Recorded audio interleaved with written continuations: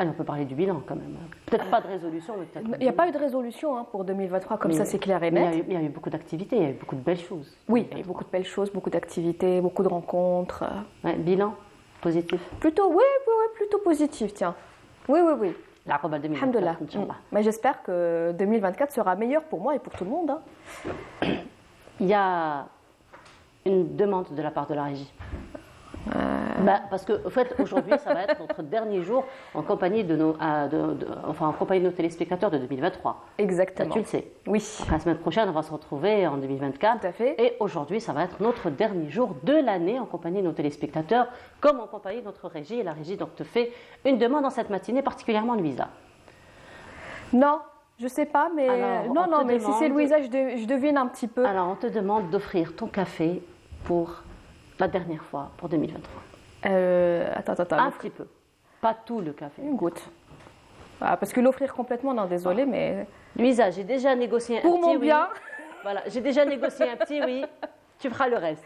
Pour mon bien, voilà. Voilà, en tout cas, la chose qu'on souhaite, c'est que 2024 sera Oui, comme on oui, dit. surtout. Voilà, beaucoup de santé, beaucoup de prospérité. Donc à Surtout toi, la santé, hein. à toute l'équipe de Canal Algérie, bien sûr, tous nos téléspectateurs qui, grâce à eux, nous sommes là. Hein, Exactement. Ah oui, voilà. Oui.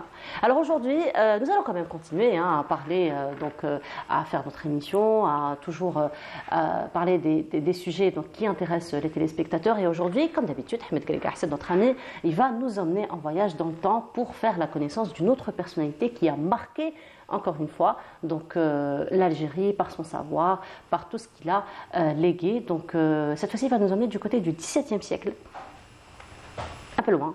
Très loin. Un peu loin, mais bon, si on en parle toujours, ça veut dire que l'impact est toujours d'actualité. Donc cette fois-ci, nous allons aller à la découverte en compagnie de notre ami Ahmed Ghalik Hassan, de Mohamed Ben Ahmed Al-Sharif Al-Jazairi. Donc on va revenir sur son parcours. Et le choix d'Ahmed cette fois-ci n'a pas été anodin parce qu'il me disait tout à l'heure que s'il a fait ce choix-là, c'est par rapport à un autre invité que nous allons recevoir cette matinée. Nous avons l'honneur d'ailleurs de le recevoir. Et bien ce matin, nous allons avoir parmi nous on l'a nommé comme l'as de la robotique ou le génie de la robotique.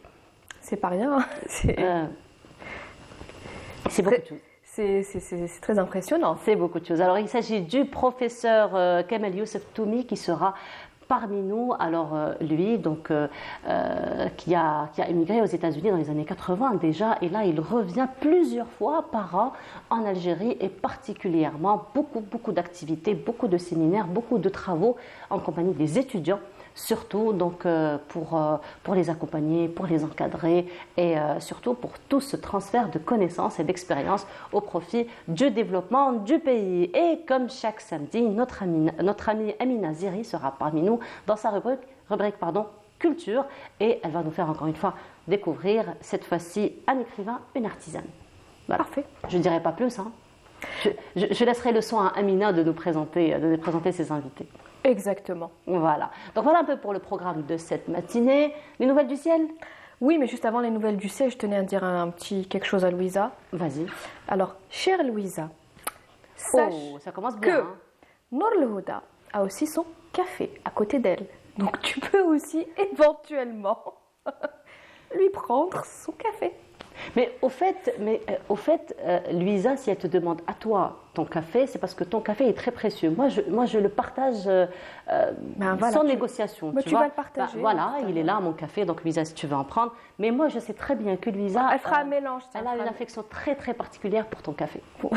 Voilà. Même si, Louisa, si tu veux prendre mon café, il n'y a aucun souci. Hein. Voilà. Mais sinon, il va pleuvoir aujourd'hui ? Non. Bah non. Non, tout simplement. Bon, moi c'est pas grave. Hein. On va prendre les choses du bon côté. On termine avec l'année du soleil, du beau temps, avec du beau temps, n'est-ce pas ? Oui. Un peu plus de détails ? Avec plaisir. Allez, ce sera juste après cela.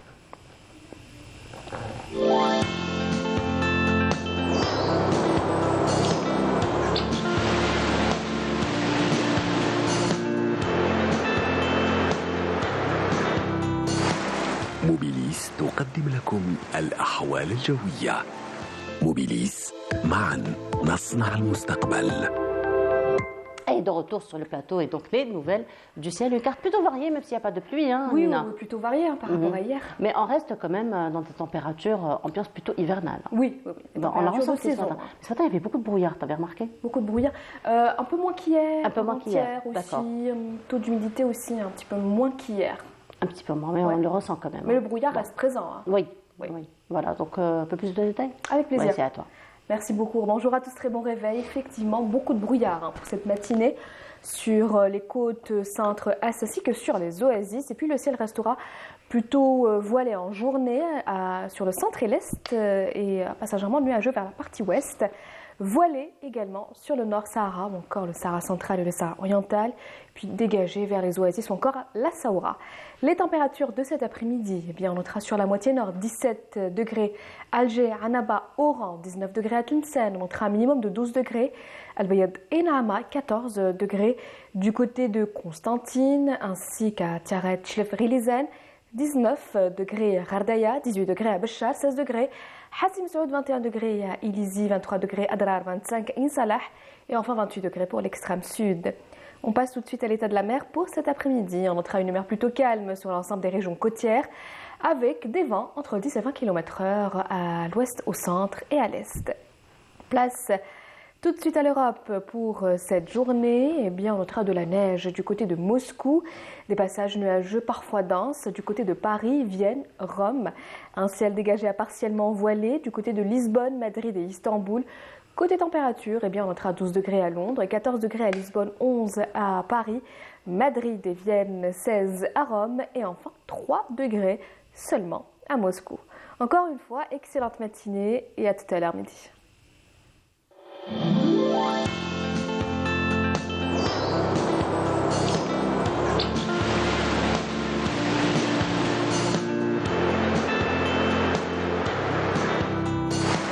موبيليس قدمت لكم الأحوال الجوية.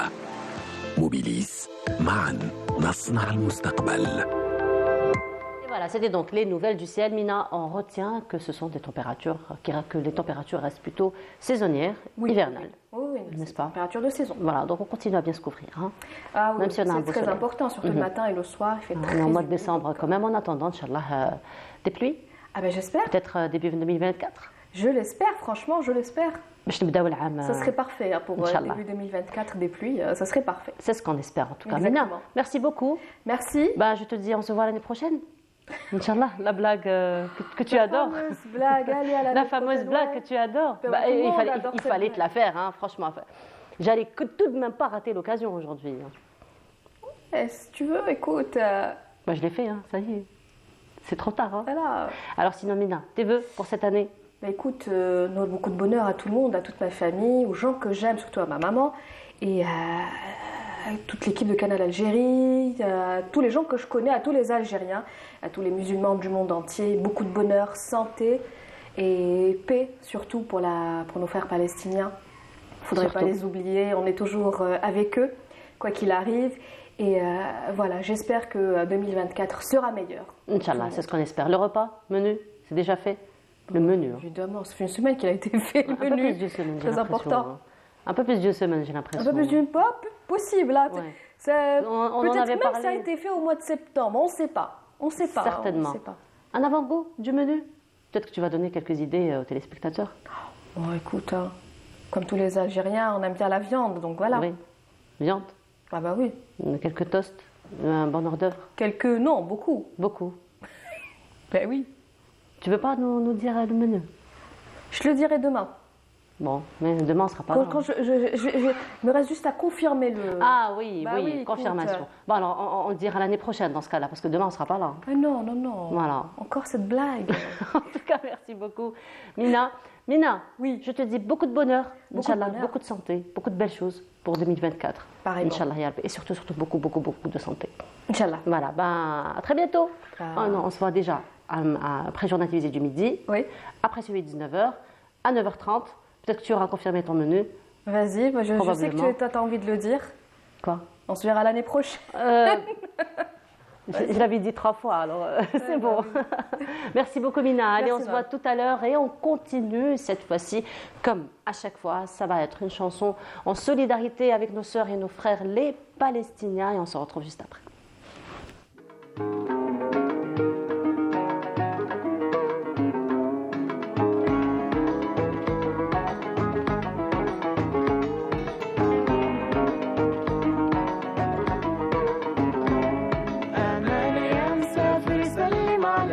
أحبابي في قلبي انت يا بلادي حلوة ما شاء الله مشتاق عيني للحارة واللم واصحابي ما بنسى ريحة ترابك بلدي حماك الله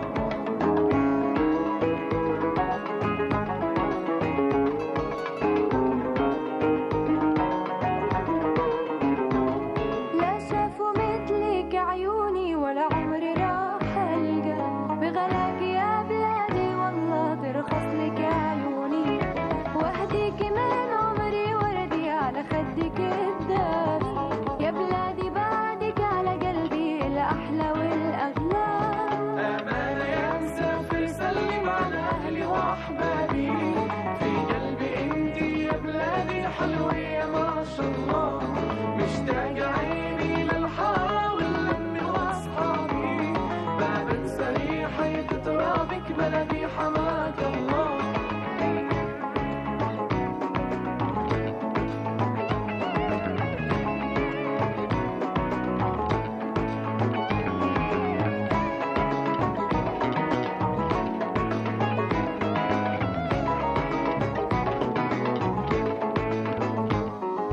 ميل عنا وخد لك صورة لا تبقى ببالك محفورة وببلدي خد لك قصدورة وطل علي يابا طل علي ميل عنا وخد لك صورة لا تبقى ببالك محفورة وببلدي خد لك قصدورة وطل علي يابا طل علي طل علي غني غني في بلادي تبقى متهني لو تطلب عيني مني تهون علي يابا طل علي ميل عنا وخد لك صورة لا تبقى ببالك محفورة وببلدي خد لك قصدورة وطل علي يابا طل علي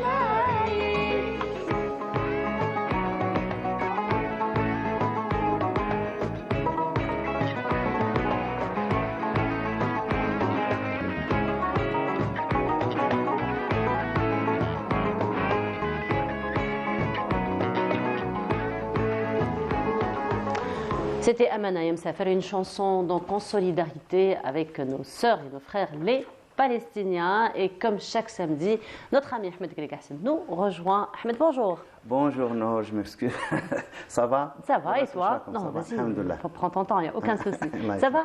Ça se passe bien? Une semaine plutôt calme? Oui, ça s'annonce, c'est la fin de l'année. C'est la fin de l'année, c'est le moment des bilans. C'est le moment des bilans, des vacances aussi, pour beaucoup. Oui, bien sûr. N'est-ce Et pas? quelles vacances, hein? Ouais. Il y avait une méga activité à Alger Centre pour les enfants. Donc j'étais de passage là, donc c'était magnifique. Donc, des activités scientifiques, ludiques, ludiques, sportives, culturelles. Donc il y avait plein d'associations, d'écologie. Ah, c'est sympa ça. C'est très bon. J'ai fait un peu le tour. Ça m'a vraiment, Mais bon, j'avais pas l'information préalable, mais quand même, il y avait beaucoup d'enfants et bon. Beaucoup de parents. Oui, les grands-enfants. Exactement. Les grands-enfants. C'était très sympathique, c'était très bien. Mais c'est vrai que pendant les vacances, beaucoup d'activités de ce genre sont organisées au profit des enfants. Il y avait juste quelque chose qui manquait, c'est les clubs de lecture. Donc, d'accord. Il n'y avait aucune activité de lecture pour les enfants. Donc, il y avait beaucoup de manuels, beaucoup de peinture, surtout d'activités de peinture. Oui. C'est très intéressant pour les les enfants, c'est vraiment une Voilà, façon de de s'exprimer, de s'extérioriser aussi. On découvre beaucoup de talents hein, Exactement, grâce à ce c'est genre comme ça qu'on les lance. d'activité. Il y avait aussi une exposition de peinture, il y avait des tableaux, mais je n'ai pas réussi à identifier les auteurs de ces tableaux. Mais bien sûr, il y avait au centre de tout ça, c'était la Palestine, Gaza, Oui. etc. Donc voilà comme activité que j'ai pu voir. Voilà, qu'on a pu voir Exactement. déjà en attendant donc, les prochaines reprise, activités, Inch'Allah. pour la nouvelle année. Exactement. Voilà, aujourd'hui, tu vas nous emmener en voyage au XVIIe siècle particulièrement. Exactement. Donc, comme aujourd'hui à l'honneur, nous avons le professeur Toumi, donc c'est un Algérien qui a fait sa carrière en dehors de l'Algérie, donc quand même, il a fait ses preuves. Donc, on va parler aussi d'un Algérien qui est parti de l'Algérie au XVIIe siècle, 18e siècle. C'est un Algérien dont on connaît pratiquement rien. Tout ce qu'on connaît, c'est sa signature, Mohamed Ben Ahmed Shrif el-Jazairi. J'ai vu un auteur qui disait qu'il faisait partie de la famille d'Ibn Tourjouman, mais je ne suis pas sûr parce que je n'ai pas vu tout l'arbre généalogique, je n'ai pas vu. Donc, il y a une autre famille, on connaît qu'il y avait un Ibn Tourjouman en Algérie, à Alger au moins, qui était un grand savant, mais je ne sais pas s'il y a un lien sûr ou pas. Mais bon, le bonhomme est parti très jeune, donc à 20 ans, et il s'est installé en Turquie. Donc, à l'époque, il roulait Rome. D'accord. Donc, il s'est installé là-bas, il était très jeune. Et là, il a commencé. Apparemment, il a terminé sa formation ici, parce qu'on connaît l'un de ses profs. Une formation en quoi la classique, la formation classique, 20 ans d'études. Donc, ce qui est un peu particulier, c'est qu'il est shérif, il est algérien, donc on a tendance à croire qu'il est malikite. D'accord. Mais il est devenu hanafite ou il était d'emblée hanafite, je ne sais pas. Donc, il suivait le rite hanafite parce que l'un de ses livres, c'était justement sur Musnad Abi Hanifa. Donc, voilà, donc il est parti à Istanbul, il s'installe, il commence à... Mais d'après les copies de ces manuscrits, on voit que c'est des manuscrits très raffinés, très soignés, avec beaucoup de décoration. Et c'est des manuscrits en général qui l'offraient. Donc là, ce n'est pas le manuscrit, donc une simple copie. Donc on prend une rame de papier, on commence à écrire, à copier. Donc, Ce sont ces manuscrits à lui c'est une copie. C'est une copie, d'accord. Donc, non, mais je veux dire, c'est son livre à lui. C'est son livre à lui. Là, c'est le livre Jami' al-Usul al-Manifa min Musnad Ahadithi Abi Hanifa. En fait, ce qui me retient le plus, pourquoi je te pose la question, est-ce que c'est lui? Je suis en train d'insister sur ça, parce que c'est l'un des rares manuscrits que tu ramènes et que j'arrive à lire. Oui, parce que c'est Khat al-Nasr. Voilà, d'accord. Donc d'habitude, je ramène nos manuscrits, donc avec l'ancienne calligraphie algérienne, donc comme écrivaient les anciens. Mais là, on a perdu l'habitude parce qu'à un certain moment, on a bifurqué parce que tout le monde musulman est passé à Khat al-Nasr parce que bon, il nous a été imposé par l'imprimerie qui était très développée au Moyen-Orient à l'époque. Donc, on a dû suivre à un certain moment, on n'a pas pu. Mais quand même, il y a des gens qui continuent à écrire le Khat al-Jazairi, l'ancien. Là, c'est un autre livre. Est-ce que je peux retrouver le titre? Où est-ce qu'il est? Là, c'est un livre très intéressant sur Dua al-Qunut. D'accord. Dua al-Qunut, les Malikites le font al-Fajr. D'autres le font au moment de Shafa, donc la nuit. Il y a aussi quelques divergences concernant le texte lui-même. Donc lui, comme il est hanafite, donc il a consacré. C'est, on appelle ça une risala de quelques feuilles sur Dua al-Qunut. Donc il a fait, donc سميته تسميته على تعمير الوقود بسماع ما قيل في دعاء القنوت.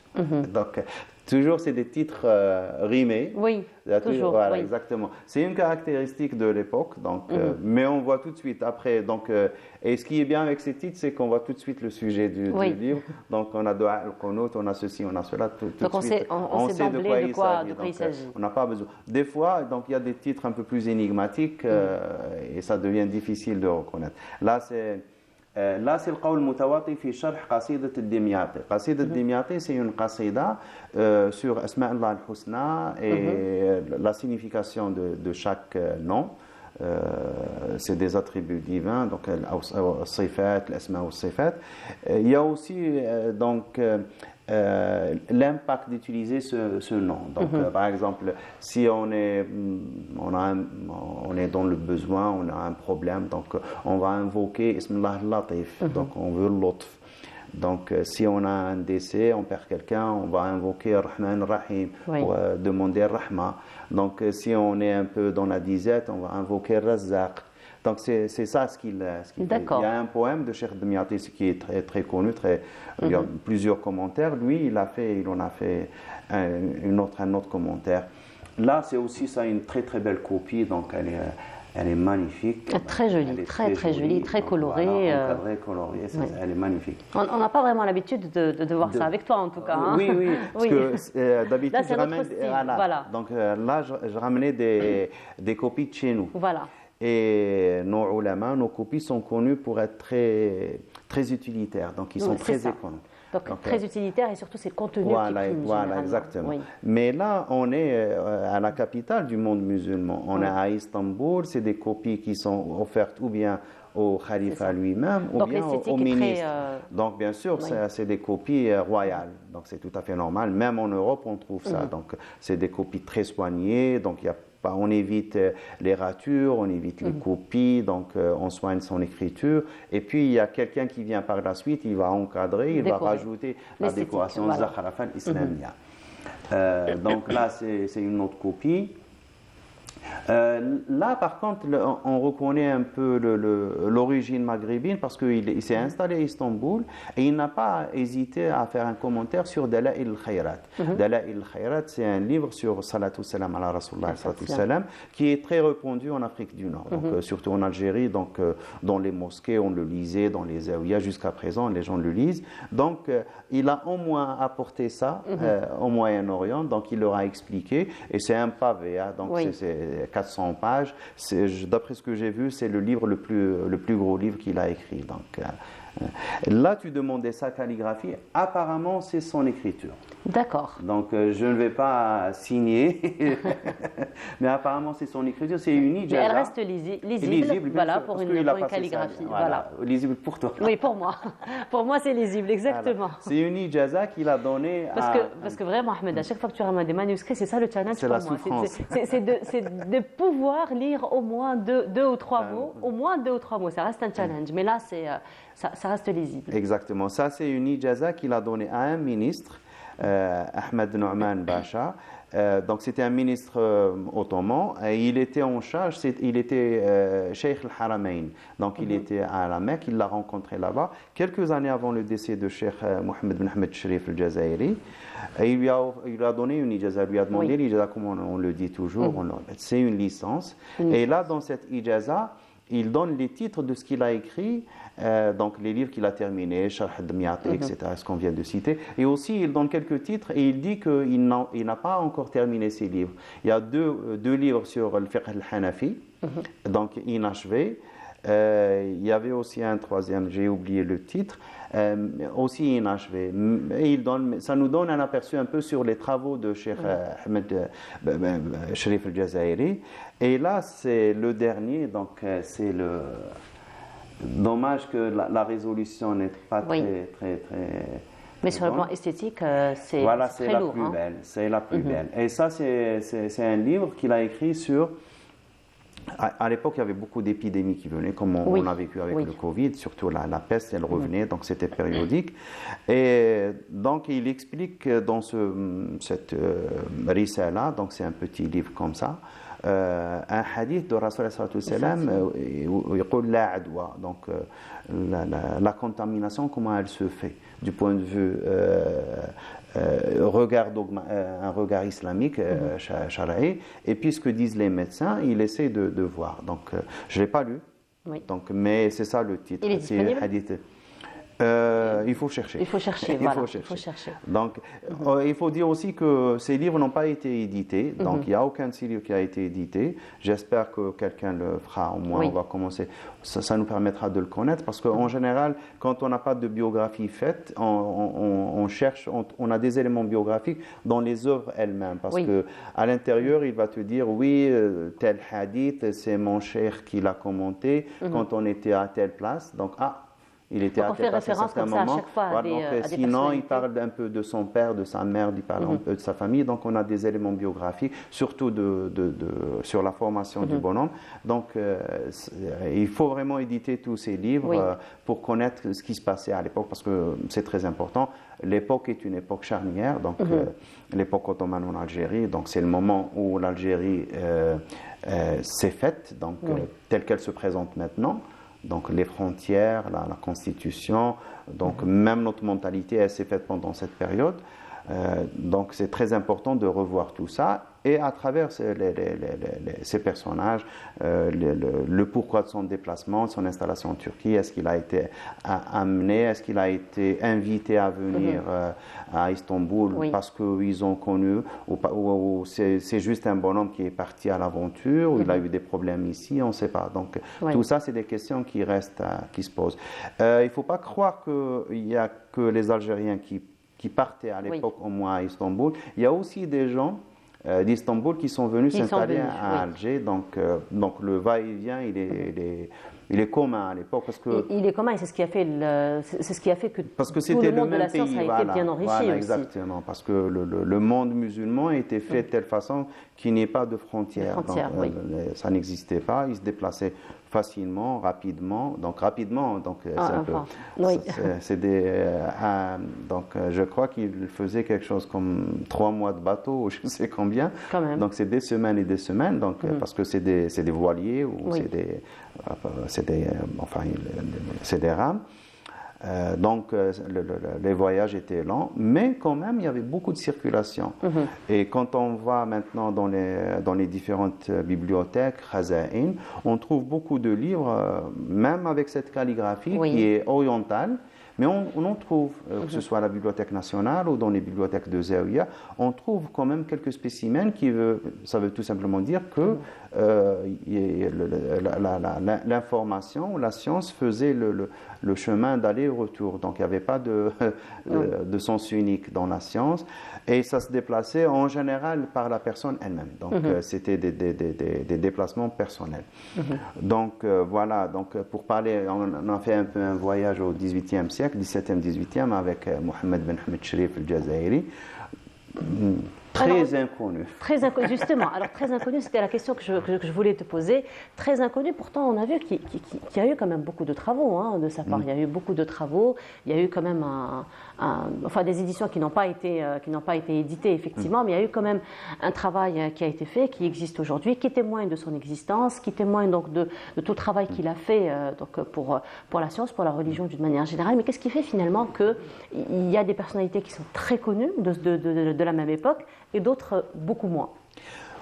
En fait, on peut donner l'exemple de l'imam Malik. L'imam Malik, il le dit lui-même, il y avait 70 muftis à Médine, et personne ne connaissait c'est qui Malik. Il le dit comme ça. D'accord. Et pourtant, de ces 70, on n'en connaît que quelques-uns, et c'est juste l'imam Malik qui est resté.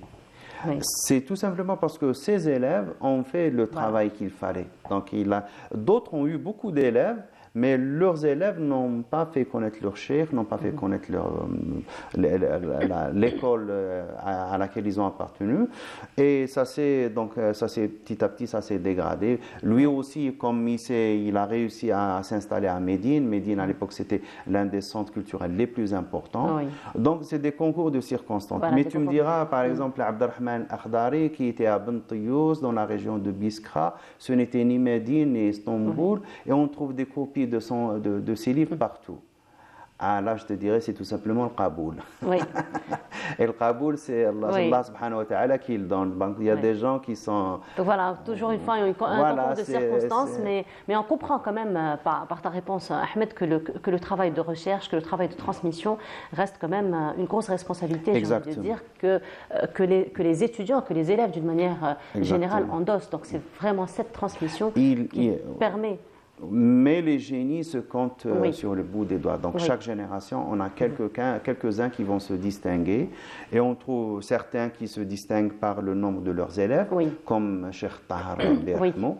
Donc il a eu beaucoup d'élèves. Donc on va voir ce qu'ils vont faire pour leur maître aussi. Et il y a aussi en contrepartie Cheikh Mohamed Saleh Siddiq, Lui, donc, il se distingue par le nombre de livres qu'il a publiés. Donc, et là, on va voir donc, comment les choses naturellement vont se faire. Donc, ce que va garder là. Maintenant, c'est un peu moins difficile parce qu'on a les réseaux sociaux, on a toutes les informations qui circulent. Mais à l'époque, c'était pratiquement ça. Donc, il y a des gens qui écrivaient plus, qui avaient la plume plus facile que d'autres, d'autres qui sont consacrés à l'éducation, à l'enseignement. Donc, on voit que c'est un travail. Et puis, bon, il y a la sélection aussi divine. Il y a des concours de circonstances. Quand on est au Caire, par exemple, on est vraiment au centre du monde musulman, surtout à l'époque. Quand on est à Istanbul. Et maintenant, on découvre, par exemple, moi personnellement, je ne connaissais pas beaucoup ce qui a été produit pendant l'Empire ottoman parce que il y a eu cette coupure avec le monde musulman donc, pendant le XXe siècle, donc on n'avait pas beaucoup de contacts. Et puis, donc tous les livres, on sait qu'il y a des dizaines de bibliothèques en Turquie, partout, il y a beaucoup de livres, il y a beaucoup de manuscrits. Et là maintenant, avec quelques travaux, on voit la quantité de travaux qui a été faite et on est tout simplement surpris parce que non seulement il y a eu la préservation de l'ancienne tradition, des anciennes traditions, que ce soit en astronomie, en médecine, dans toutes les... Mais il y a aussi ce transfert de savoir qui s'est fait. Comme c'était l'affaire le fer de lance du monde musulman, donc en contact avec tout ce qui se faisait dans le monde chrétien. Donc on voit qu'il y a eu beaucoup d'innovations en optique, en production d'armes, dans la traduction de nouvelles technologies vers la langue ottomane. Il y a beaucoup de travaux qui ont été faits, on ne les soupçonnait même pas. Eh ben, j'imagine qu'en 2024, tu nous feras voyager à travers plusieurs personnalités qui ont contribué justement à toute cette diversité. N'est-ce pas, Ahmed? En tout cas, merci beaucoup. Ça a été un plaisir de t'avoir accompagné tout au long de l'année. Ah oui, bonne année, meilleurs vœux à toi. Et donc, merci beaucoup. Comment s'appelle Hani. Hani, meilleurs vœux. Meilleurs vœux à la fille de Abdelrahman, comment elle s'appelait, celle qui vient de fêter son anniversaire. Elle s'appelle comment, la fille de notre Abdelrahman? Oui. Ça fait longtemps, sinon elle se fâche. Voilà. Donc voilà, et à tous les gens qui nous suivent, on leur dit un grand merci. Et puis, Inch'Allah, on fait husn dhanhum. Inch'Allah, c'est ce qu'on espère. Un tout petit peu à la hauteur de ce qu'ils attendent de nous. Bonne et heureuse année pour l'Algérie, bonne et heureuse année à tout le monde. Et Rabbi yahfad Gaza ou Ahl Gaza, Inch'Allah ya Rabbi, ou Allah ya Rabbi ya'tina ash-shita. Inch'Allah, Inch'Allah. Surtout peut-être avec le début de l'année. Inch'Allah. Certainement. En tout cas, merci beaucoup. Ahmed, on se voit la semaine prochaine. Inch'Allah, pour une autre découverte, comme à chaque fois. Merci beaucoup, Ahmed, et bonne année, meilleurs vœux à toi. Et on continue, et dans quelques instants, nous allons retrouver ce que nous avons toujours nommé le génie Olas, donc de la robotique. Donc il s'agit du professeur Kamal Youssef Toumi. Mais avant cela, je vous propose ce portrait pour revenir un petit peu sur son parcours en attendant de le recevoir. À tout de suite. Boston, un État situé à l'est de l'Amérique, une région connue par ses nombreuses et prestigieuses universités telles que Harvard ou le Massachusetts Institute of Technology. C'est ici que M. Kamal Youssef Toumi a décidé d'y vivre depuis une vingtaine d'années. Originaire de Qsar el-Boukhari, cet étudiant algérien, inscrit à l'université de Bebzouar en tronc commun de sciences exactes, obtient une bourse de la Sonacom pour poursuivre ses études aux USA. Il enchaîne diplôme sur diplôme en bravant toutes les difficultés d'adaptation de la langue à l'environnement. Il obtient alors un diplôme en génie mécanique à l'université de Cincinnati, puis un master et un doctorat au MIT, Massachusetts Institute of Technology. Il se consacre alors à la recherche et travaille sur les 3 O, biotechnologie, nanotechnologie et l'information technologique. Prouvant toutes ses capacités professionnelles, il arrive à se faire une place parmi tous les autres chercheurs et professeurs du MIT sans aucun problème. Je ne parlais pas l'anglais. Les 2 mots que je savais, c'était yes and no, oui et non. Et donc, je devais apprendre à parler l'anglais très rapidement. Donc, l'intégration était je dis, normale parce que La mesure d'une personne ici, c'est de ses capacités, de la contribution de la personne. Les 10 dernières années, c'était plus dans la nanotechnologie et la biotechnologie. Donc, par exemple, peut-être qu'on parlera un peu plus tard sur la séquence du génome, par exemple, la purification des micromolécules comme l'ARN, l'ADN et les protéines. Le MIT est une véritable ville profitant d'une large autonomie, avec 14 bibliothèques et en moyenne 3 brevets d'invention par semaine, 10 000 étudiants en post-graduation. Le MIT a sa propre police, banque et génère 6 milliards de dollars d'investissement par an. La mission de cet institut est d'avancer la connaissance et d'instruire des étudiants en sciences et technologies qui serviront le monde du XXIe siècle. C'est ce qu'œuvre à faire le professeur Kamel Youssef Toumi avec beaucoup de passion. Voici justement l'avis de ses étudiants. Monsieur le professeur Toumi est excellent dans mon opinion. Il est toujours là pour nous, soit au niveau technique, scientifique, s'il y en a des questions de ce genre, il est toujours là pour nous. Et bref, aussi dans le niveau social, il est excellent. Hein. Je n'ai pas rencontré un meilleur prof au MIT. Monsieur Toumi est un excellent professeur. Il est compréhensif et nous aide toujours dans plusieurs domaines, même dans le domaine social. Je pense que c'est un grand professeur. J'ai appris beaucoup de choses avec lui durant ces dernières années. Je pense que nous deviendrons de bons ingénieurs grâce à lui.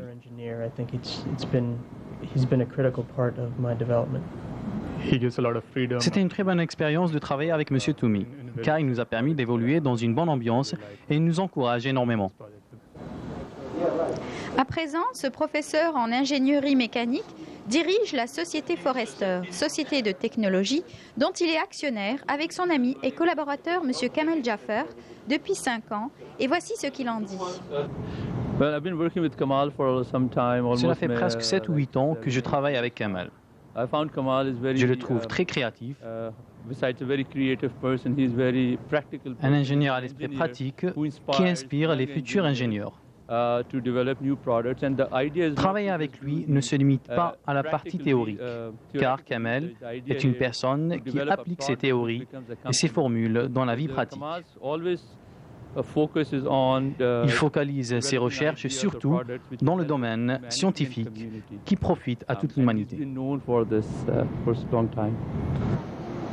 Monsieur Toumi nous a fait la visite de la société et nous a permis de découvrir les dernières nouveautés et avancées technologiques telles que la réalité virtuelle appelée The Cave, un espace doté de 4 écrans permettant de visualiser et d'interagir avec des objets en 3 dimensions. Cette opération, appelée Immersive, permet aux chercheurs d'analyser et de concevoir dans plusieurs domaines. Dans la conception de nouvelles molécules en médecine, par exemple, d'interagir avec les moteurs en aéronautique, pour les crash tests, la biotechnologie ou l'exploitation du pétrole et du gaz.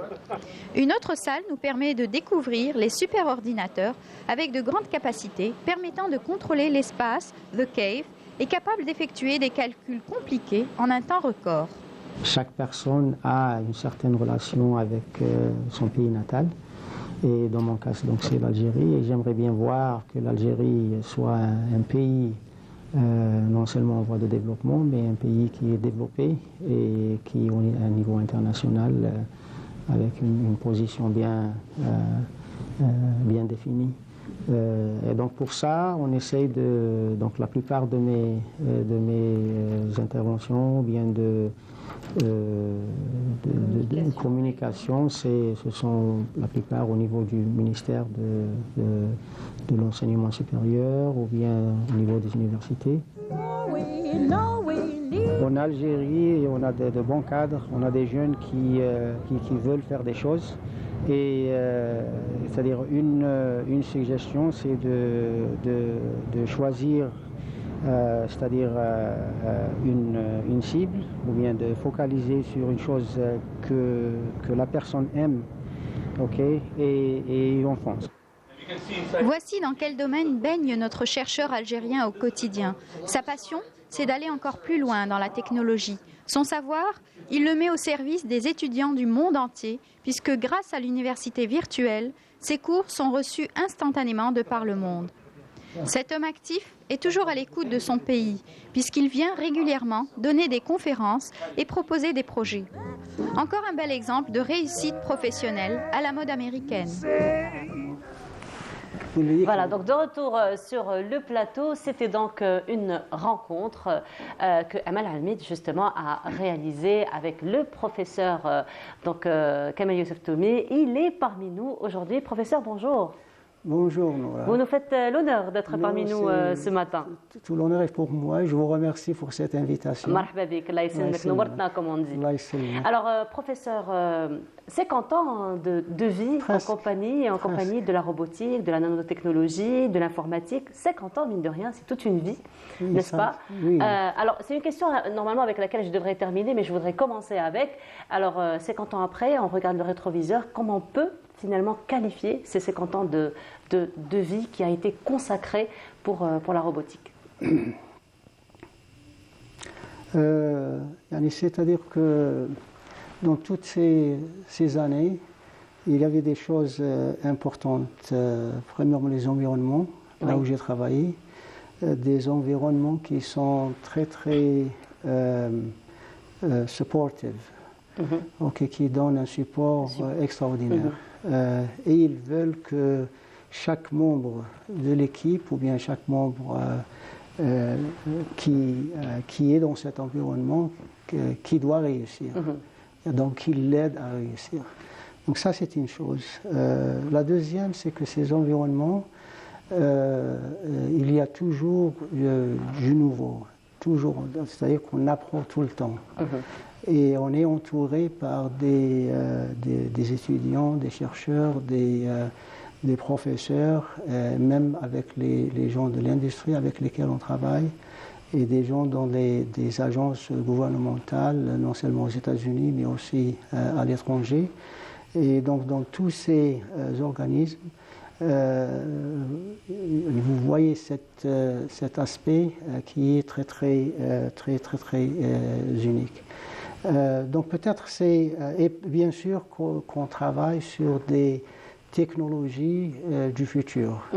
Et donc ces caractéristiques donnent un aspect très spécial pour cet environnement et pour un jeune homme comme moi, quand je suis venu de Dorsal Bukhari et aller aux États-Unis et pour me faire réussir, alhamdoulilah, c'est ça. Voilà, donc on compte que c'était en 1975 que vous avez rejoint les États-Unis. Alors si j'avais commencé par cette question particulièrement, c'est parce que tout ce cumul d'expérience et de travail que vous avez fait durant les 50 ans, vous avez tenu à revenir plusieurs fois par an en Algérie, justement pour partager toute cette expérience, tout ce que vous avez appris durant toutes ces années avec les étudiants algériens. Parce que lorsqu'on vous voit, parce que personnellement je vous suis sur les réseaux sociaux, lorsqu'on voit un petit peu votre rapport avec les étudiants, vous donnez toujours cet élan et cette énergie aux étudiants et vous les responsabilisez par rapport au développement du pays. Voilà, j'ai essayé peut-être que, et je l'ai dit avant, que peut-être l'Algérie c'était le pays là où j'ai échoué.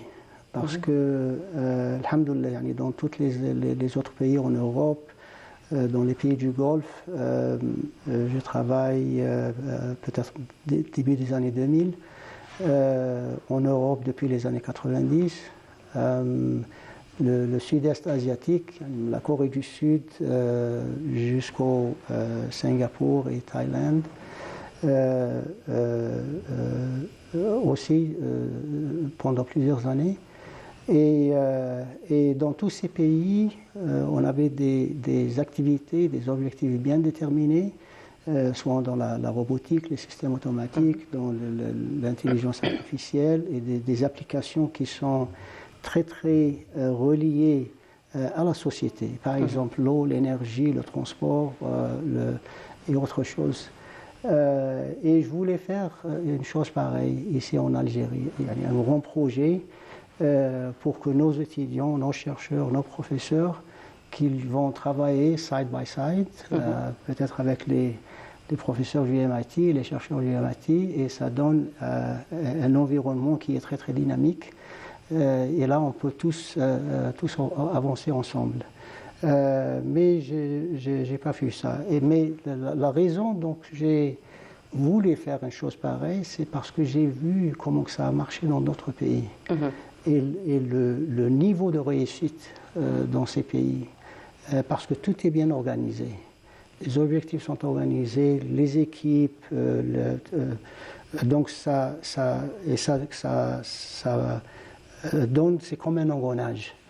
Bien que c'est aligné avec le développement économique, mais toutes ces activités seront, peut-être je peux donner un exemple plus tard si on a le temps, et ça entraîne avec elles plusieurs autres activités. Donc, puisque je n'ai pas pu faire ça, ce que je fais, je visite pendant plusieurs fois par an. Je visite les universités, je remercie tous les recteurs dans les universités qui me reçoivent. Et d'habitude, je donne une présentation et je demande aussi à l'administration de me donner un temps avec les étudiants. Là, on peut discuter d'une manière informelle, sans protocole. Et tout ce qu'on peut faire, c'est de les encourager. Et peut-être de souligner quelques points qui sont importants ou qui seront importants dans leur futur. Certainement. Voilà. Alors justement, les étudiants aujourd'hui, il faut dire que le monde de la robotique, de l'informatique, il est en train de se développer en Algérie. On a vu des jeunes qui ont participé à des concours, des enfants qui ont participé à des concours un peu partout dans le monde, qui sont revenus donc avec des médailles, qui sont revenus avec les premières places. Donc on voit que la culture de la robotique, de l'informatique, elle commence quand même à s'implanter en Algérie. Vous qui êtes en contact direct avec les étudiants dans ce monde justement de débat, surtout avec eux, comment vous pouvez évaluer leur intérêt pour ce domaine? Non, l'intérêt, il est là. Ce que je peux dire, c'est que les technologies numériques, la robotique, les systèmes automatiques, l'intelligence artificielle qui fait partie de ça. Si on n'est pas... c'est-à-dire si non seulement qu'on développe et on utilise ces technologies dans plusieurs domaines, une personne va être dépassée. Une entreprise va être dépassée. Et même une nation qui va être dépassée. Okay? Donc, ces outils-là jouent des rôles très très importants. Je peux donner peut-être quelques exemples en ce qui concerne la robotique et les systèmes automatiques. Les entreprises avec lesquelles je travaille ici en Europe, ou bien la Chine, le Japon et d'autres pays, il y a premièrement un manque de labor, la main-d'œuvre. Why? Parce que les jeunes dans plusieurs pays sont très bien éduqués. Ils ont le diplôme d'ingénieur, de master, de doctorat. Donc, il y a un mismatch entre l'éducation et ce qui se passe dans les entreprises. Donc, les entreprises, dans plusieurs domaines, ils demandent de plus en plus les systèmes automatiques, la robotique et tout ce qui va avec. Donc, ça, c'est une chose. Deuxièmement, il y a beaucoup de gouvernements qui ont financé des choses qui sont très très élevées dans l'innovation, dans la création d'entreprises et autre chose. Donc le nombre de personnes qui sont disponibles à travailler dans ces entreprises est limité. Et l'autre chose, c'est que le marché demande des choses en ce qui concerne la qualité, la rapidité des choses qui s'élèvent tout le temps. Par exemple, je dirige quelques projets à des sociétés comme Boeing ou bien Amazon ou bien d'autres firmes. Alors ils marchent avec des vitesses et des caractéristiques qui sont très très spécifiques. Par exemple, Boeing, le modèle 737, ils font 2 par jour. les entreprises de voitures comme Nissan aux États-Unis, ils font peut-être une voiture aux environs d'1 minute. Ok, c'est une voiture complète. D'autres entreprises avec lesquelles je travaille, ils font les engins, les moteurs, les gros moteurs, les moteurs pour, par exemple, des camions de 10 à 16 litres. Ce sont des gros moteurs diesel. Et dans ce cas-là, tous les 100 secondes. Excusez-moi, tous les 100 secondes. Les chiffres que vous nous donnez oui. là sont déjà fonctionnels ou c'est à titre non, expérimental? C'est déjà fonctionnel. Ok. Donc, si un pays comme l'Algérie ou autre qui veut donc cibler cette chaîne de valeur globale ou en 3 percées, ok. Donc, tout notre environnement, l'infrastructure doit être à un certain niveau. Okay. Autrement, on ne peut pas collaborer avec ces entreprises ou bien cette chaîne de valeur globale. Et donc, les choses qui font que ça facilite ces choses-là, c'est les technologies numériques, j'allais dire digitales, l'intelligence artificielle. Et donc, nos jeunes qui font du travail, font des projets dans ce domaine, ça c'est une très très bonne chose, ok, mais je souligne toujours qu'il y a un écosystème qu'on doit avoir ok, pour aller loin.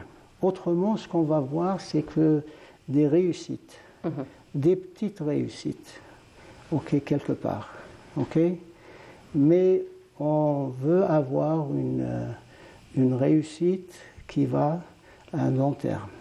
Et global, surtout. Et global, bien sûr. Global, surtout. Justement, Monsieur Kamel Youssef Toumi, par rapport à la main-d'œuvre, donc vous avez parlé donc, de la main-d'œuvre, vous avez parlé de la ressource humaine, vous avez parlé donc de l'investissement dans tout ce qui est technologique. Aujourd'hui, il y a en Algérie j'ai envie de dire quelques initiatives. Aujourd'hui, on parle beaucoup de start-up en Algérie, beaucoup de jeunes qui investissent justement le domaine de la technologie, le domaine de la robotique, le domaine de l'intelligence artificielle. On voit qu'il y a un engouement par rapport à cette technologie. Alors justement, c'est d'après votre analyse de la situation et de l'écosystème, puisqu'on en parle, comment justement ces startups peuvent déjà grandir et surtout aller à long terme et créer elles-mêmes cet écosystème très, très dynamique auquel nous aspirons tous? Pour vous donner peut-être pour nos téléspectateurs, peuvent comprendre l'importance d'un écosystème qui doit être au-delà d'un certain niveau. Okay. Le MIT, c'est une université dont la superficie est de moins d'1 km², c'est-à-dire 1 km par 1 km. Okay. Et on est peut-être une vingtaine 20 000 à peu près de personnes. Donc les étudiants 10 à 11 000, nous, les professeurs, on est 1000 à 1050 professeurs. On a les chercheurs qui font seulement de la recherche, à peu près 3500. Il y a bien sûr l'administration et tout ça. Mais l'impact économique de une université, c'est à peu près de 2 trillion dollars, c'est-à-dire 2000 milliards de dollars par an. OK. Et ça n'arrive pas toute seule. Oui. Il y a un écosystème très très important à l'intérieur, on dit à l'intérieur de l'université, et aussi à l'extérieur de l'université. Okay? Donc cet écosystème qui consiste de beaucoup de choses, il y a dans plusieurs pays que je visite où ils pensent avoir du financement par exemple, et un incubateur, des accélérateurs, et ils pensent que ça c'est ce qu'ils ont besoin. Mais l'écosystème réel a beaucoup de... Par exemple, le financial system, un système financier. Okay. Mais le système financier doit être beaucoup plus au-delà de ça. On l'appelle un hub, un financial hub. Un centre, le Markez Masrafi, c'est-à-dire un centre de finances qui a beaucoup plus d'autres choses que le financement. Okay. Et les autres choses, c'est la vision à long terme. Par exemple, la ville de Boston et la région de Boston, qu'ils ont commencé dès les années 70 de planifier que Boston sera le hub dans le biotech. Donc, depuis les années 70, donc, ils ont fait toutes les préparations. Maintenant, cet objectif a été réalisé. Boston est maintenant soit le best, ou bien un parmi les best biotech hubs dans le monde. Et il y a seulement dans ce secteur, plus de 100 000 employés de haut niveau. Seulement les salaires, c'est plus de 21 milliards de dollars par an. Et il agit comme un magnet, un aimant. Qui attire justement pour attirer le talent, pour attirer d'autres acteurs, d'autres grandes entreprises du Japon, de l'Europe. Et justement, professeur, dans cette même optique, aujourd'hui vous faites partie donc, du CNRST. Ici en Algérie, justement pour pouvoir sensibiliser et apporter toute cette expertise pour aller vers cet écosystème solide, n'est-ce pas? Yes. C'est ce qu'on espère. Le CNRST, le Centre national de la recherche scientifique et technologie, on a commencé notre premier meeting, c'était en mars 2022. Donc, une des activités de ce conseil, c'est d'organiser la recherche scientifique pour le pays. Et la recherche scientifique, recherche et développement, ils vont side by side avec le développement économique. Donc, on ne peut pas les séparer. Donc, il y a plusieurs exemples. Il y a des programmes là où j'ai participé, au Singapour, à la Finlande et dans d'autres pays, où des démarches. Je dis toujours que la formule est presque la même. Il faut seulement des gens qui ont une vision, une stratégie à long terme, et d'organiser tous ces acteurs qui peuvent travailler ensemble et aboutir à ces grands objectifs. C'est ce qu'on espère. En tout cas, ça a été un honneur de vous avoir parmi nous. Merci ce matin. Merci beaucoup d'être venu. On va probablement terminer sur un petit conseil que vous pourriez lancer à nos étudiants aujourd'hui, aux start-upers aussi, nouveaux entrepreneurs. Premièrement, je dis toujours, invest in yourself. Commence par toi-même. C'est investir sur soi-même. Sur soi-même, parce qu'après, vous pouvez aider vous-même et votre famille, votre ville et votre pays. Et on espère qu'il y aura des conditions, disons, favorables pour ça. Donc ça, c'est... et bien sûr, d'investir dans toutes ces technologies nouvelles. Peut-être deux choses. Il y a des choses fondamentales. Il y a des حاجات أساسية. Par exemple, les mathématiques, la physique et d'autres choses. Donc ça, on doit avoir une base très très solide. Et bien sûr, les autres activités dont on vient de mentionner. Parce que quand la base est solide, donc on peut même changer latéralement dans d'autres domaines. Quand la base n'est pas à la hauteur, on aura des difficultés même dans notre domaine. Donc peut-être c'est... et l'autre chose, c'est de souligner non seulement l'aspect technique, mais l'aspect personnel, humain, respect, discipline et tout ça. Parce que dans toutes ces expériences, comme je disais tout à l'heure, avec les leading companies, les entreprises top, les agences gouvernementales, les universités, et quand on voit la technologie, pour moi, c'était la chose plus facile. Mais ce qui faisait que ces choses marchent d'une manière synchronisée, disciplinée, c'était l'aspect humain. Et d'avoir des gens qui ont une vision, ils ont une stratégie avec la vision et un sens de ownership. C'est pas en français comment on dit ça, mais الإنسان كأنه يملك الشيء هذا. C'est-à-dire que c'est sa propre propriété, et qui doit la faire réussir, indépendamment de toutes les conditions qui arrivent. Et ça, ce genre de gens qu'on a besoin d'avoir à des niveaux différents. En tout cas, on parle beaucoup de valeurs humaines en votre compagnie. En tout cas, merci beaucoup. C'est un honneur de terminer l'année déjà en votre compagnie. Je vous laisse passer vos vœux. Allah yaslimak. Merci. Vous pouvez passer vos vœux aujourd'hui. Sana Saïda et all the best for the new year to everyone.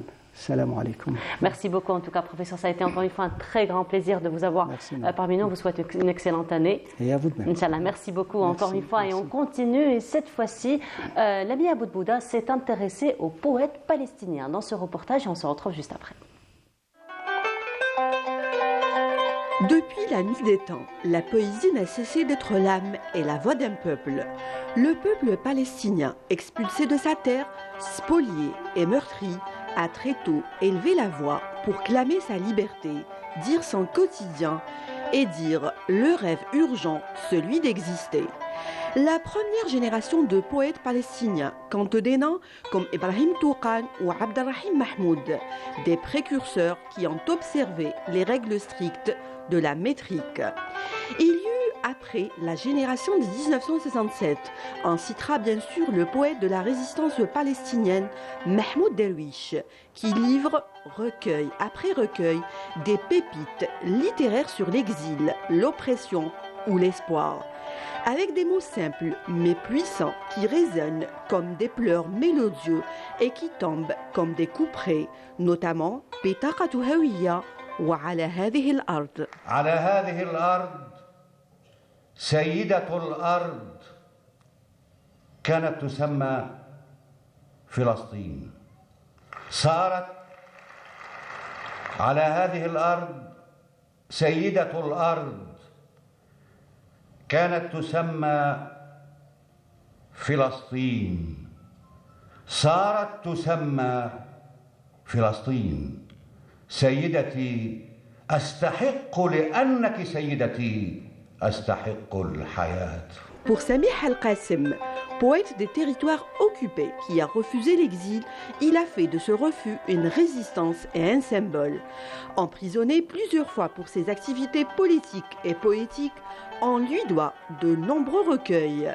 موكب الشمس، دمي على كفي، سأقاوم وتقدموا. تقدموا تقدموا،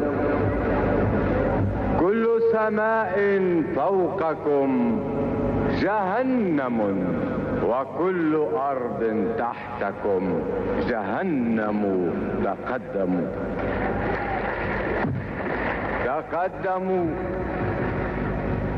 يموت منا الطفل والشيخ ولا يستسلموا، وتسقط الأم على أبنائها القتلى ولا تستسلموا.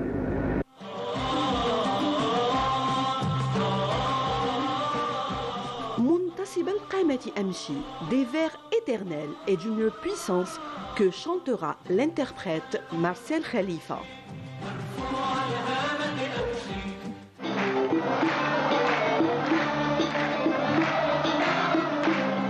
منتصب القامة أمشي مرفوع الهامة أمشي، منتصب القامة أمشي مرفوع الهامة أمشي، في كفي قصبة زيتون وعلى كتفي نعشي، وأنا أمشي وأنا أمشي وأنا أمشي وأنا هجم الموت وشرع فيهم. Pour la poésie féminine, on citera celle qu'on surnomme la mère de la poésie palestinienne, Fedwa Touqan, sœur du célèbre poète Ibrahim Touqan. Dans ses recueils, elle parle d'amour comme de guerre et de la condition des femmes palestiniennes. انتفضوا وثبوا نفروا انتشروا في الساحة حزمة نار اشتعلوا سطعوا وأضاءوا في منتصف الدرب وغابوا.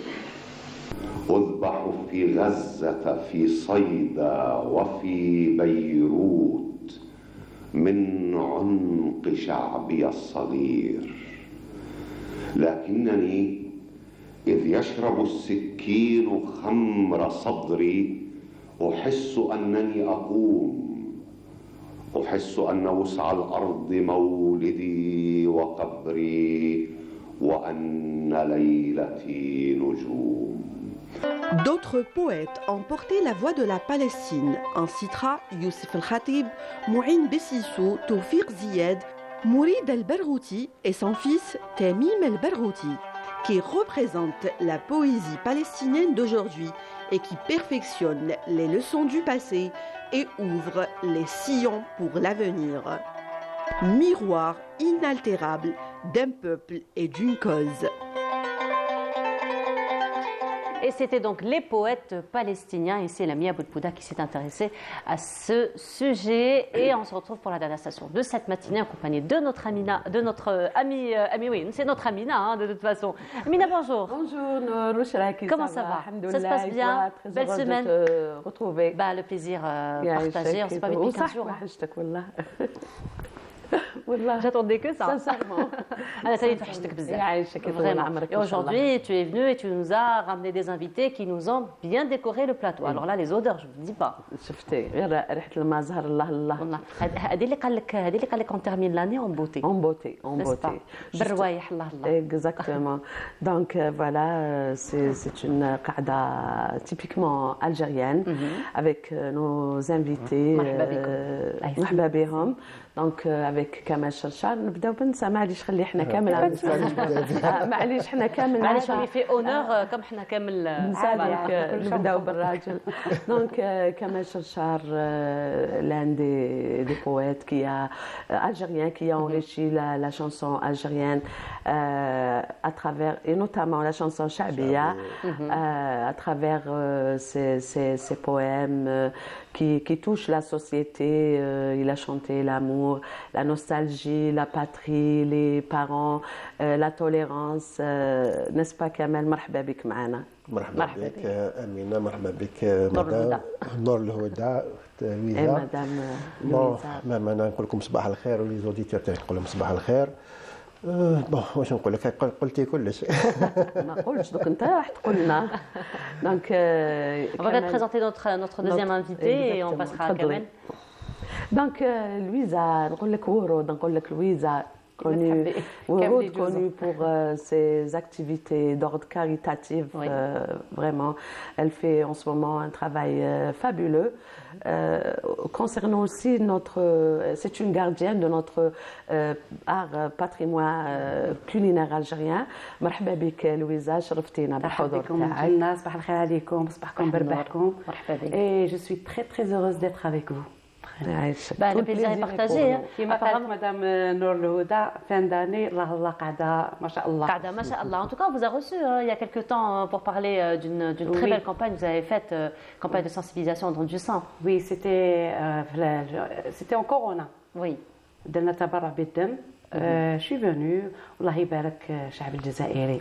طب. معروفة. معروف. في الأوقات الشدة هما les premiers. الحمد لله. الله يبارك. Donc, Kamel, vous avez commencé quand même, il a commencé à écrire très très jeune, Kamel. Oui, oui. كنت جون صغير بزاف ساعة ما بري كنت نخربش شوية هكذا كيما كاع لي جون.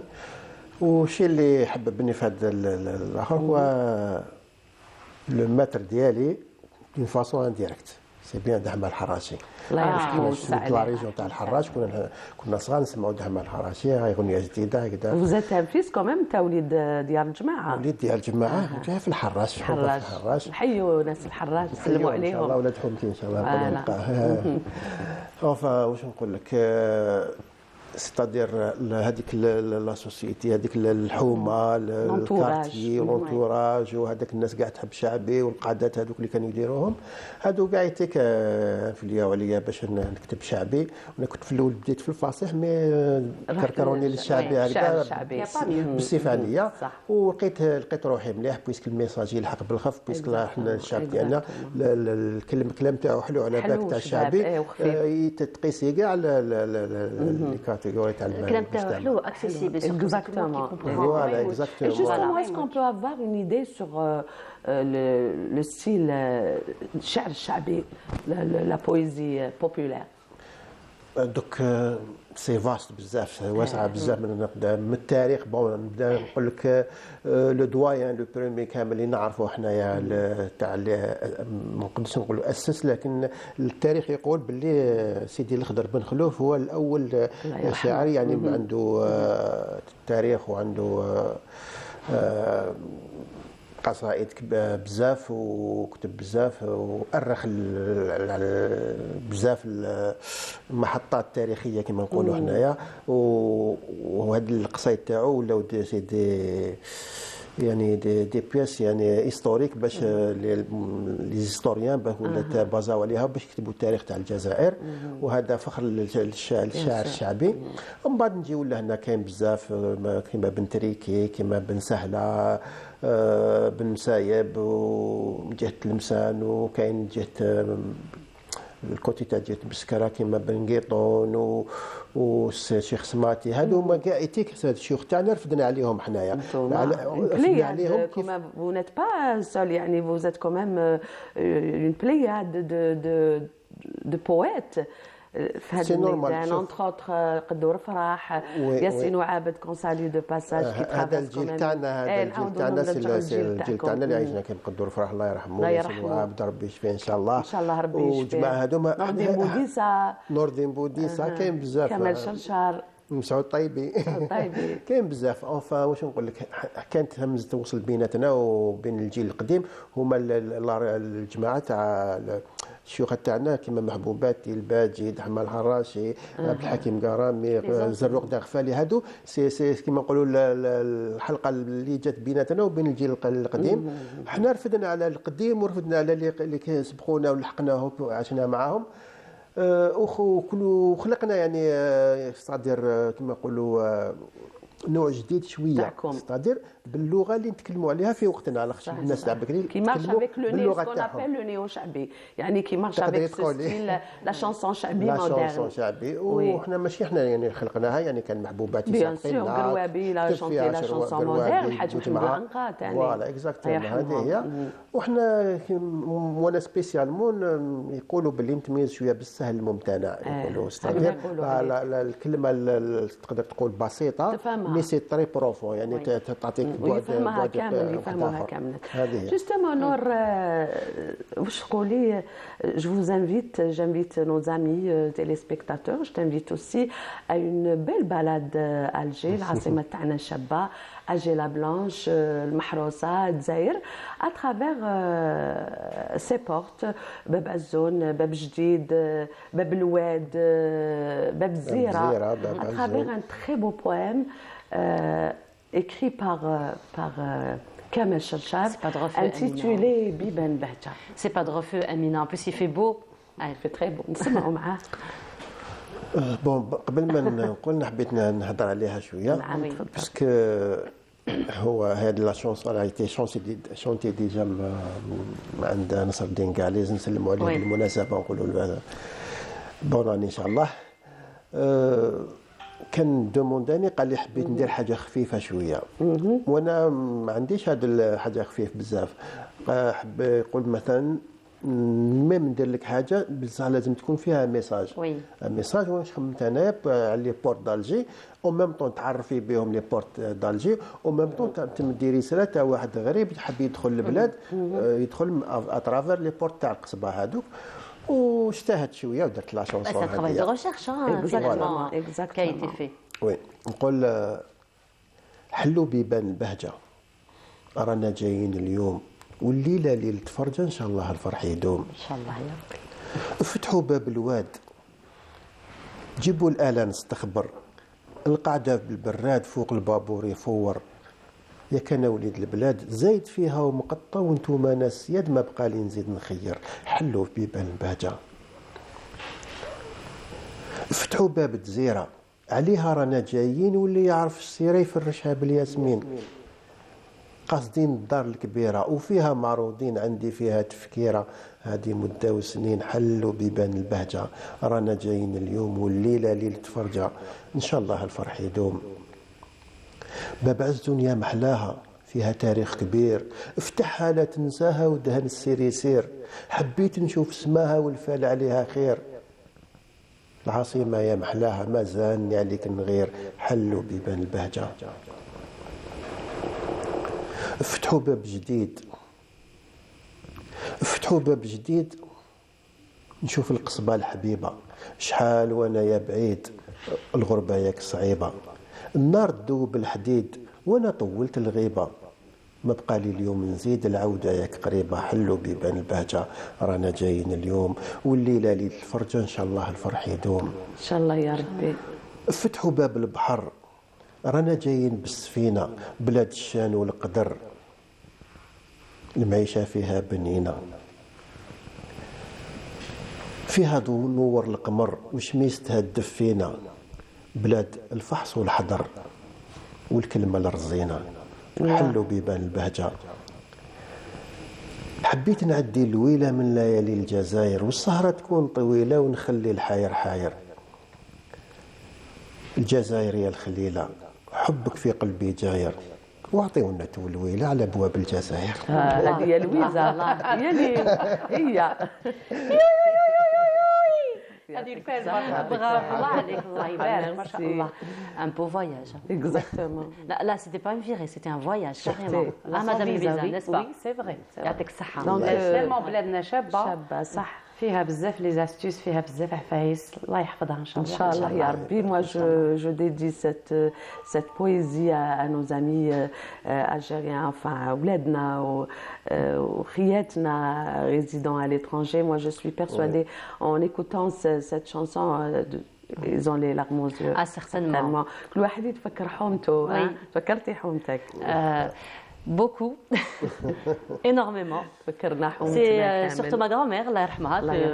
دوكا كل واحد وين يقيس c'est-à-dire القصبة البيبان تاعها لي كوتي كاع باش وين يدخل كل واحد عنده اون استوار حاجة صارت له في بلاصة سبيسيال ان شاء الله نكونوا قصنا شويه كاع الجماعه كاع En fait, c'est comme ça qu'on fait la belle promotion du pays, c'est comme ça qu'on fait connaître aussi le pays, parce que Alger, c'est vrai que même parfois les gens d'Alger ne connaissent pas forcément toutes ces ruelles et toutes ces portes.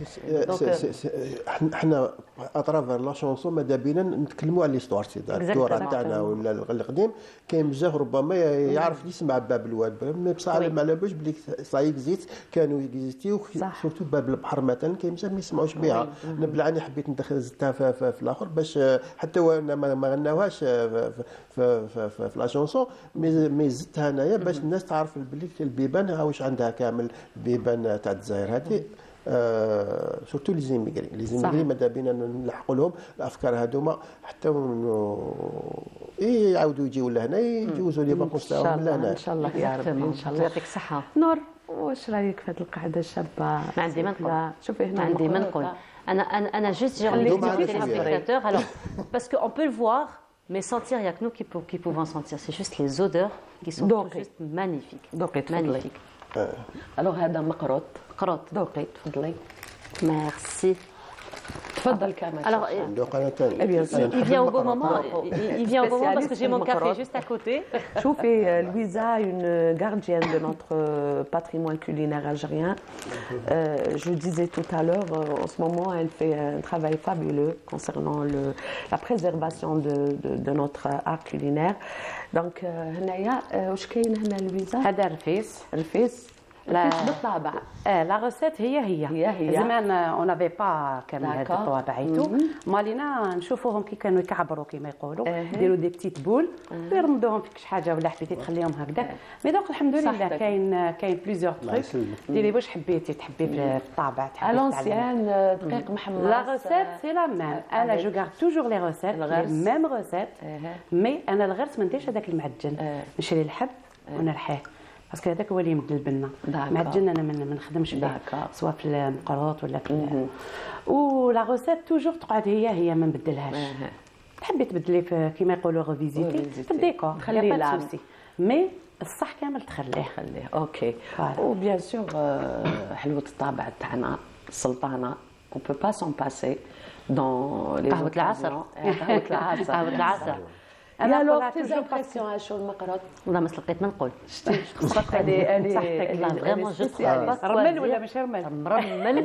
مرمل الله فريمون تري تري بون سي توجور انا نخدموا على العمل هذا انا صغير بلا مقروط ماشي عيب العيد صغير ولا كبير لازم يحضر المقروط العسل ان توكا جبت لنا العيد افون الافونس جوستومون راس العام الونور سو ماتان البغرير البغرير يعني كاين بزاف عائلات جزائريه يديروه نهار راس العام باش يقولوا يعني يدخل علينا يجي حلو وخفيف فوالا دونك البغرير الجي الغرايف اليست الجيريان خرينغو الويست تغريفين en Kabylie en berbère. C'est une spécialité typiquement algérienne, préparée à base de semoule ou farine, levure, sel. Bien sûr, ça se mange, c'est-à-dire on le mange chaud, imbibé avec du beurre et du miel, bien sûr. Alors, il faut dire que le gharaïf, ils ont dépassé les frontières, hein, tout comme le couscous. C'est devenu un dessert, j'ai envie de dire, un peu international, et on l'appelle aujourd'hui les crêpes au mille trous. Exactement. Voilà. Les crêpes au mille trous, crêpes algériennes. salé. Oui. Parce que ça résiste. Qui تاكل يحب الله يبارك la journée. Exactement. كامل على الماكله. Salé. Même en Kabylie, ils sont consommés à l'huile d'olive. Avec du sucre, c'est succulent. Consistant.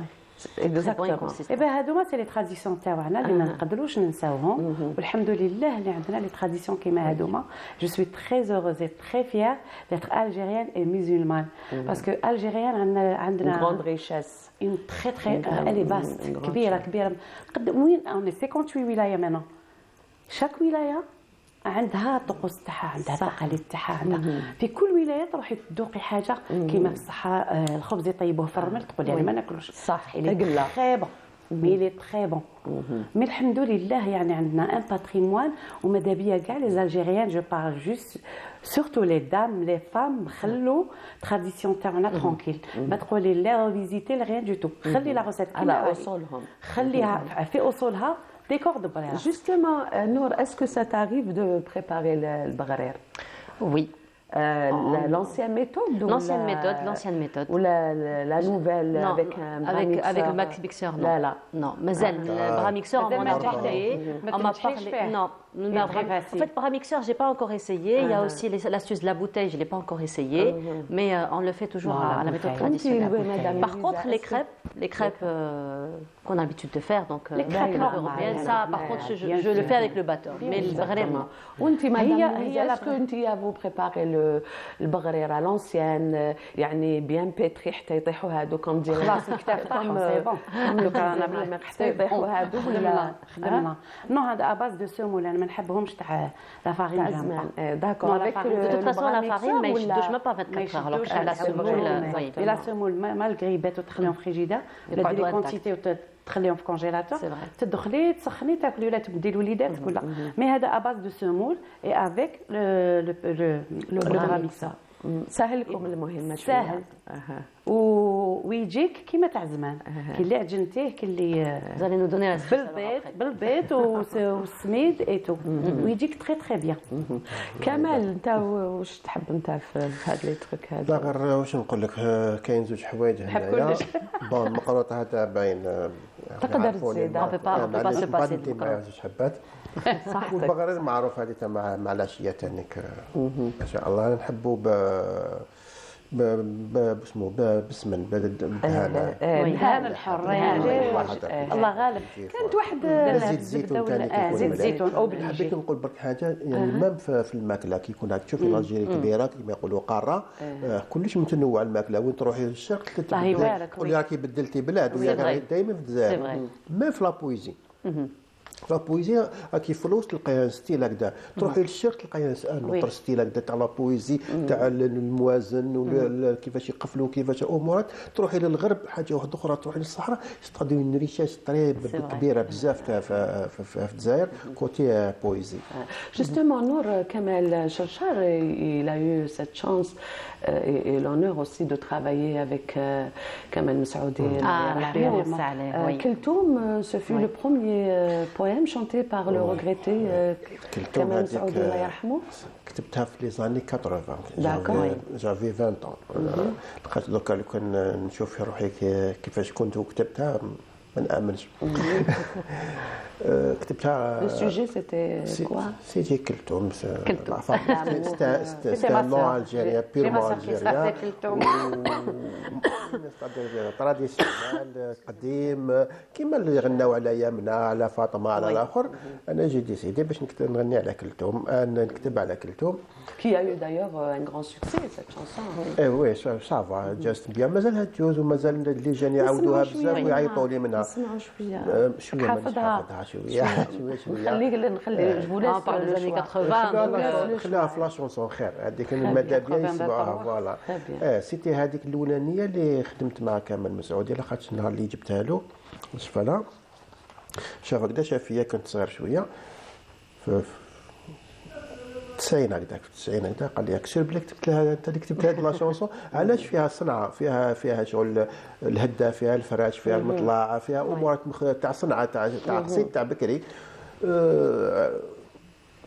خدمنا بدينا هذيك ومن بعد جاو دي بليزيور شونسون سورتو تاع الغربه هذيك تاع ماشي غير ديال اليوم كي راني بعيد عليك. ايبا جوستومون نسمعوا هذه ونهدوها الناس الغربه نسمعوا بتي بارتي فيها كيما تحب نقول فيها ماشي غير ديال اليوم كي راني بعيد عليك وماشي من عادتي نهرب ونسلم فيك ماشي غير دي نروح نتغرب ونخليك وشحالنا يا بلادي ونولي ليك. الله كي نتفكر يوم فراقك يوجعني قلبي يا متى العز في بلادي راحت خساره ما عرفتش وين كان هاد الزمان مخبي نهجر ونعيش غريب وحدي في بلاد النصارى.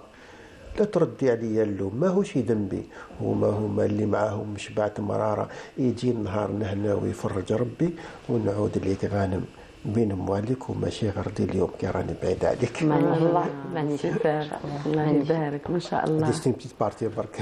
وي وكاين حاجه حبيت نقول للجزائريين اللي يتميزوا بها سي باتريمون يعني ما نقولوا لا مادي ولا كيف يقولوا لا مادي هو الضيافه. الضيافه اللي الجزائريين معروفين بها ستادير كما نقولوا ابا عن جد. تروحي لاكاي في الجزائر وين تروحي الشرق ولا غرب تلقاي ان لاكاي سبيسيال. حنايا مثلا دوك السياحه شويه ناقصه مي انا جاني انامي من الخليج قال شاف هكذا قال لي علاش في لي زوتيل كاين امورات ناقصين. قلت له شوف حنا في الاوتيل حنا ماشي كيف مي تجي للدار كي تجي مثلا واحد للدار عنده يدير فوق راسه حاجه اللي عزيزه عليه يحطها على هذه اللي انا درت عليها بتي بارول هكذا مازال ما غناوهاش نقول فيها ضياف ربي جاو يزوروا بلادنا رحبوا بهم يا اهل الجود يا كرام. الفرح راهو مقيوم اليوم عندنا صيف وربيع خريف شتاء على الدوام. حبيبنا صاحبنا اخونا وجارنا بشانهم وقدرهم يطيب المقام مقام سيدي عبد الرحمن جدنا فاتحه حضانه ويرحب بالسلام. يعطيك الصحه ميرسي بوكو. يعطيك الصحه. C'est notre magnifique qu'on clôture l'émission. الله يسلمك. En tout cas فشتينا اليوم كما دي لا غير فيهم يفشونا دونك اون با ريغالي افيك سي غاتو. يعطيك الصحه شهيناهم بالجنة يسمحوا لنا اللي راهم يشوفوا فينا. ان شاء الله سنة سعيدة ان شاء الله على الجزائر كل عام والأمة الإسلامية بوناني وان شاء الله يا ربي غزة ترفع عليهم هذه يا رب العالمين. ان شاء الله يا ربي. En tout cas, merci beaucoup Amina. Merci à vous d'avoir été parmi nous ce matin. On vous souhaite une très très belle année. Inch'Allah, beaucoup de santé, beaucoup de santé surtout. Voilà, nous arrivons à la fin de notre émission. Merci beaucoup de nous avoir suivis. Ça a été un très très grand plaisir pour moi de vous avoir encore donc accompagné durant cette année. Je vous souhaite une très très belle année à tous, très très bonne santé, beaucoup de bonheur, beaucoup de prospérité. Grosse pensée à nos sœurs et à nos frères les Palestiniens. Donc en cette nouvelle année, et je vous dis très très belle journée à tous, très beau week-end, très belle semaine, très belle année. Et je vous retrouve donc l'année prochaine, à partir de vendredi. Allez, au revoir et à très bientôt.